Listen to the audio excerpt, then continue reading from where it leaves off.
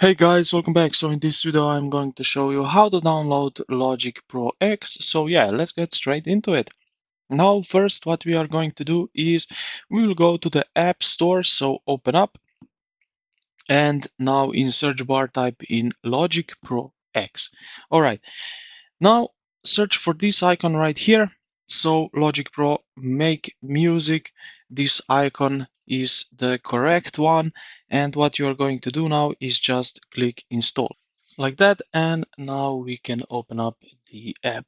So we will need to wait to load up.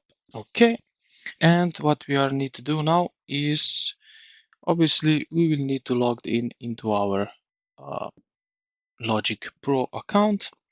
So now, as you can see, we have also 1 month free trial. So this is pretty good. After 1 month, it's 13 euros a month or dollars. So yeah, uh, now accept free trial. So now we can finish with our logged in, and like that we are now in Logic Pro.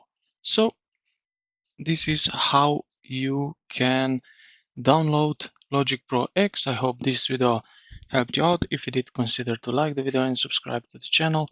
Thank you for watching, and I will see you in the next one.